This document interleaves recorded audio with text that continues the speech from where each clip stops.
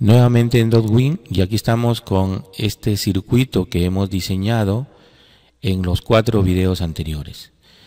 Consta de un transformador cuya potencia y relación de tensión la habíamos puesto nosotros, es un dato que hay que suministrarle al programa.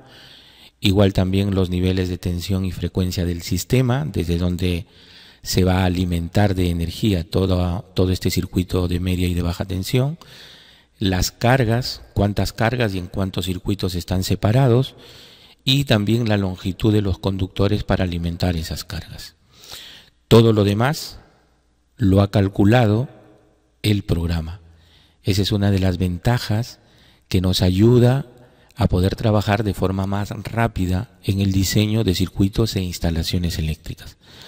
Si nosotros miramos desde la parte superior hasta la parte inferior, podemos ver, por ejemplo, este punto de alimentación, el U1, punto real desde donde se conecta todo este sistema eléctrico formado por la subestación y las 3 electrobombas, y luego de ejecutar el dimensionamiento del circuito, el programa nos muestra acá un valor de potencia activa y un valor de potencia reactiva. Este valor es todo lo que consume todo el circuito, todo el sistema que hemos conectado acá o que hemos diseñado en este programa. Y cuando decimos es lo que consume, es las cargas, las 3 electrobombas, las pérdidas en los cables y las pérdidas en el transformador. Recuerden que cuando ingresamos el dato del transformador también teníamos que ponerle un valor porcentual de las pérdidas técnicas de este transformador. Después teníamos el transformador. Ahí está el transformador, le habíamos puesto el nombre, está ubicado en esa subestación. La tensión nominal 2, que es la tensión de baja tensión, la potencia y el tipo de conexión, ¿no? Después teníamos el primer interruptor, el interruptor que prácticamente protege a toda la instalación y que protege al transformador. O sea, cualquier falla que haya debajo de este interruptor debe quedarse en ese interruptor. En este caso, el interruptor debe ser capaz de desconectar el circuito para que las corrientes de falla que aparezcan hacia abajo puedan desaparecer o puedan dejar de permanecer en el sistema, ¿no? Porque lo que daña un sistema no solamente es la falla, sino el tiempo que esta falla permanece en el sistema. Una corriente alta, mientras se pueda despejar en menos tiempo, es mucho mejor, ¿no? Tendríamos ahí el interruptor, que el programa ha dimensionado en 400 amperios, regulado también a 400 amperios. Después teníamos el conductor general, el conductor de todo el circuito, el más grande, el más robusto, y que el programa había seleccionado o había dimensionado en 150 milímetros cuadrados por fase y 95 en neutro y tierra. Nos ha calculado también la caída de tensión que existe desde el transformador hasta la parte inferior de este circuito o de este conductor, la corriente nominal I sub B que está pasando por este conductor, y este IZ, que es la corriente máxima que soporta este conductor de fase de 150 milímetros cuadrados que el programa ha seleccionado. La longitud, que es un dato que nosotros le hemos proporcionado al programa. Después tenemos también la barra, donde nos muestra cuál es la tensión que existe en la barra, porque hay una caída de tensión por este cable. Así que con esta corriente nominal el programa ha calculado la caída de tensión, y tenemos que en barra ya estamos en 420.6 voltios. El factor de potencia 0.86, el factor de potencia que es resultado de las cargas que tenemos conectadas a este circuito, y el valor de su corriente cortocircuito trifásico en 8.7 kiloamperios. Conectados a esta barra tenemos 3 circuitos. Ahí están los 3 interruptores termomagnéticos que el programa también ha dimensionado. No solamente lo ha dimensionado con su corriente nominal, sino que también nos está indicando el valor al cual debemos regularlo para que pueda proteger adecuadamente el conductor que pertenece a ese circuito. Si nosotros analizamos, por ejemplo, este primer circuito donde está la bomba de 80 kilovatios, podemos ver de que el programa también ha seleccionado el conductor de 70 milímetros cuadrados, nos ha puesto el valor de su corriente máxima, que es 222 amperios, nos da la corriente nominal que circula por el circuito cuando esta electrobomba está funcionando al 100%, y nos da también el porcentaje de la caída de tensión. Aquí también podemos ver la electrobomba, que tiene 80 kilovatios de potencia, factor de potencia o COS-Phi 0.86 y el tipo de bomba. Esta corriente nominal de I sub B 143.4 no es el resultado de aplicar la fórmula de potencia a estos 80 kilovatios, porque esta electrobomba debe entregar los 80 kilovatios como potencia útil, pero para que pueda entregar esa potencia útil necesita también consumir algo de potencia para que funcione el motor. Entonces la bomba consume un valor un poco mayor. Si nosotros vamos a las especificaciones de la bomba, por ejemplo, hacemos doble clic acá, podemos darnos cuenta que esta electrobomba tiene un rendimiento o una eficiencia de 0.851. Eso significa que los 80 kilovatios equivalen a esta eficiencia. El resto son pérdidas.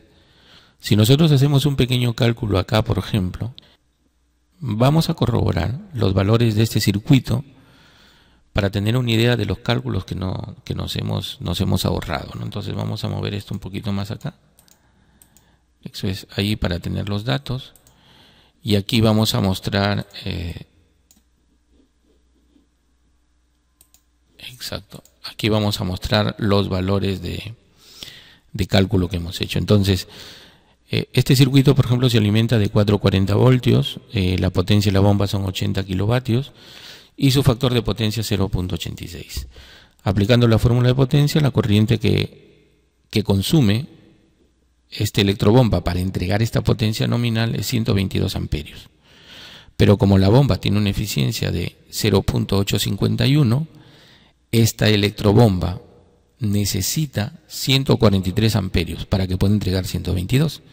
La diferencia es lo que el motor consume. Entonces, estos 143.4 es lo que aparece acá, ¿no? Entonces, si queremos calcular también esta caída de tensión, podemos ir acá al conductor. Aquí tenemos el conductor, este conductor de 70 milímetros cuadrados de este circuito, y que el programa ha calculado para la distancia que le hemos dado, porque le hemos dado acá una distancia de 35 metros, entonces para esa distancia ha calculado su resistencia en miliohmios y también su reactancia en miliohmios. Nos da el valor de la corriente máxima que soporta, el porcentaje de la caída de tensión y también la potencia disipada, ¿no? O la potencia que consume el conductor, producto del calentamiento al pasar la corriente por él, ¿no? Entonces, si nosotros calculamos acá estos valores, tenemos que la resistencia en miliohmios, la reactancia en miliohmios, calculamos la impedancia. Esta impedancia la multiplicamos por esta corriente, lo vamos a calcular por una fase y tenemos la tensión, la tensión que se consume en el conductor en una fase. Esa tensión es la tensión que se va a disminuir de la tensión que viene desde barra. Entonces tenemos la pérdida de 1.6 voltios.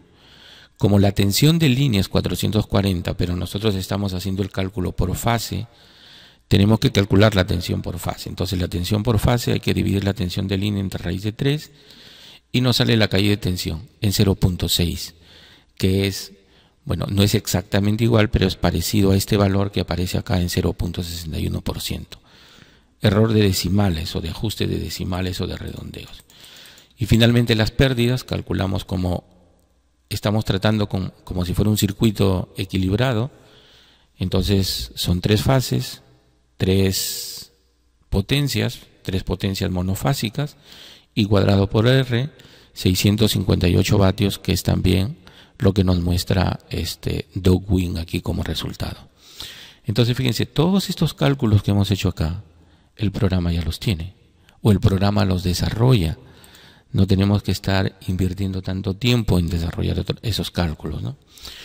Otra característica importante de este circuito, o de este dimensionamiento que ha hecho Doug Wing, es que, por ejemplo, en este circuito de en medio, donde está la bomba de 50 kilovatios, que igual razonamiento se aplica para los otros dos, tenemos un interruptor regulado a 100 amperios.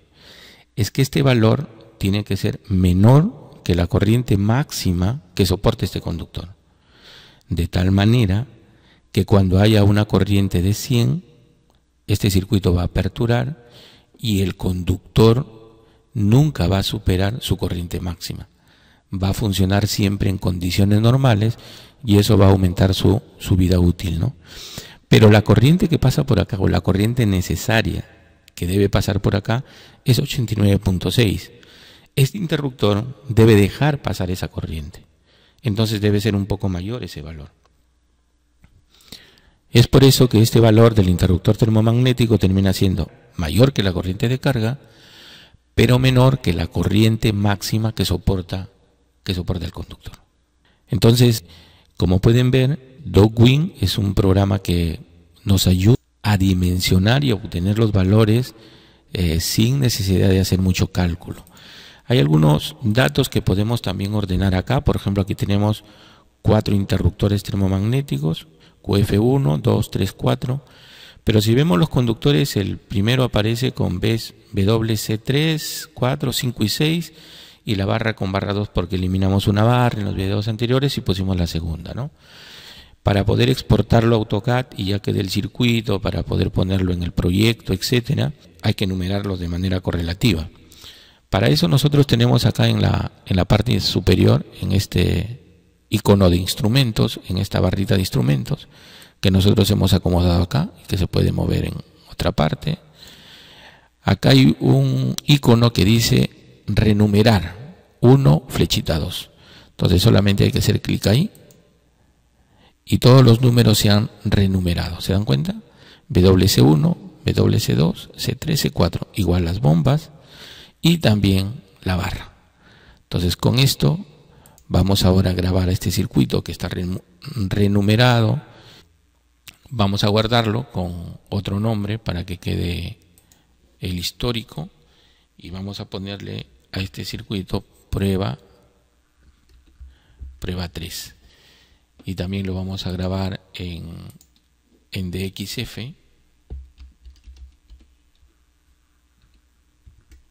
para poder abrirlo en AutoCAD. Listo, eso es todo por hoy. Nos vemos en el próximo video.